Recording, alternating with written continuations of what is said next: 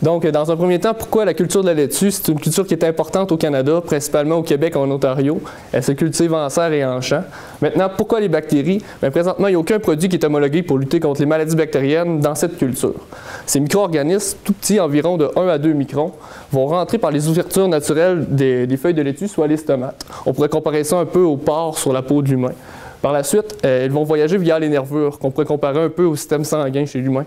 Les nervures des feuilles de laitue sont formées de faisceaux vasculaires qu'on peut voir ici sur l'image très colorée. Une fois que les températures environnementales vont être optimales, les bactéries vont se multiplier très rapidement. On peut parler d'une division aux 20 à 40 minutes. Puis quand ils vont être en quantité suffisante, elles vont causer les symptômes des maladies bactériennes. Ici, je vous présente à gauche la maladie des taches et des nervures noires et à droite, la maladie de la tache bactérienne.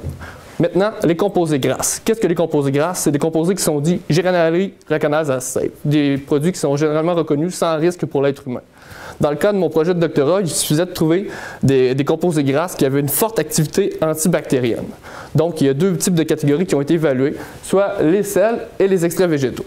Pour les sels, on peut penser au bicarbonate de sodium, communément appelé la petite vache, aux agents de conservation qu'on retrouve dans le vin, soit le métabisulfite de sodium et de potassium, ainsi qu'à des agents de conservation retrouvés généralement dans l'industrie alimentaire, par exemple les cornichons, les betteraves ou encore les vinaigrettes comme le benzoate de sodium et le sorbate de potassium.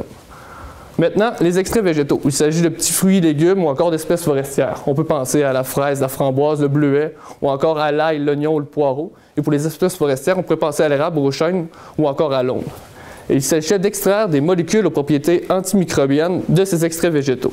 Pour les molécules, on peut penser aux protéines, aux terpènes, par exemple les caroténoïdes qui donnent la couleur orange aux carottes, ou encore aux polyphénols, qui sont des molécules à fort potentiel antioxydant qu'on retrouve en très grande quantité dans les petits fruits, mais aussi dans les écorces et les feuilles des arbres forestiers, sous une forme appelée tanin. On parle souvent des tanins dans le vin, mais moi, c'est cette catégorie de molécules-là que j'ai décidé d'exploiter.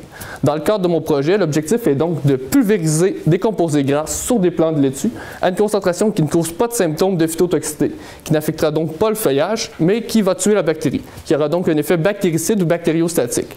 Le contrôle de la population bactérienne va ainsi permettre de diminuer les symptômes des maladies bactériennes, dont la maladie des taches et des nervures noires, ainsi que la tache bactérienne.